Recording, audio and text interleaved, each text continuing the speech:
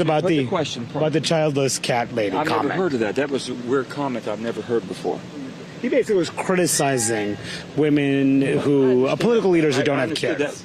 I just never heard the comment. The way it was, it's just a very weird way of saying something. If you don't like somebody, if you're against somebody, then say it. Or calling them a name. But I'm just so sick and tired of all the name calling anyway. Do you agree with the Harris campaign that he's weird? Well, that was a weird comment. That definitely is weird. And some of the different things and positions they've taken seems fairly weird to me. And weird means basically when you have rational, supposedly very educated, rational people saying things that just are so far out of the mainstream that, I thought I've heard everything as long as I've been around, but there are some things I haven't heard, and I thought that was a very weird way of putting it. I mean, this thing here is just the name calling back and forth that goes on. I mean, and really the attacks is coming from former President Trump and all them. It just, my God, just say what you're for and say what you're against, or say what you agree and what you don't agree with, and go from there. So we'll see. I think it's going to be very interesting. What do you think of him as a candidate, J.D. Vance? You've seen him as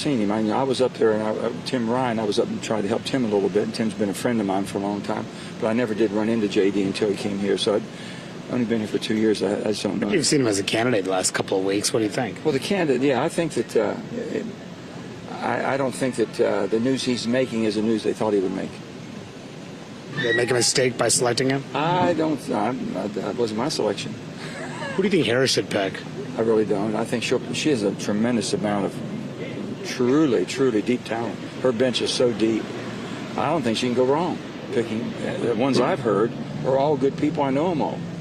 And they're all, the ones that are governors are very centrist moderate, really, that understand 60% of us are in that middle.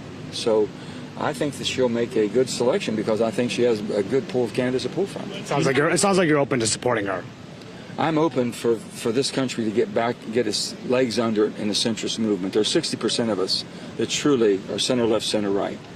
And those of us who basically have chosen no party affiliation think that these parties have gone so far left and right, and if they can't win there.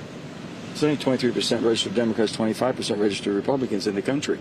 They've got to go to the middle. So whoever gets to that sensible middle and does it in a respectful way, that people say, that makes sense to me, and it's not weird, they'll be okay. What do you make of Mike Kelly? Mark Kelly, you've worked with him. Oh, he's the best of the best, too. They're just so good. They're just so good. Mark is so smart and so good. If he was on the ticket, would you support him? Mark's just a good guy. You'd be lucky. Kamala Harris has a tremendous amount of talent on her bench to have a winning team. Let's put it that way. And all of them can do the job. I don't see any flaws in that. Tim Walz, I know Tim forever. We've worked close together. I've known Andy Beshear, his dad, and I served together as governors. I know them. I know Josh Shapiro next door. I don't know Gretchen that well, but, she seemed to have done a tremendous job up there. So every name I have heard has been a quality name. What do you think of Harris flip-flopping on fracking and on single payer? I don't know about, I said 4 years make a big difference where she was at before and where she is now. I'm tickled to death that she understands we have to have an all-in energy policy. Tickled to death with that. Tickled to death she says Roe v. Wade. Just codify it. That's what my bill does. That's what Lisa Murkowski and Susan Collins asked. Just codify something that had 50 years of precedented law. Those types of common sense. No one's talking about the debt of the nation. We've hit $35 trillion, and you all didn't say a word about it. $35 trillion, and you all haven't. Did you say something? That was going to be my question for you. Yeah, what's your reaction to the national debt hitting $35 trillion? It's just awful. I mean, and no one's even talking about it.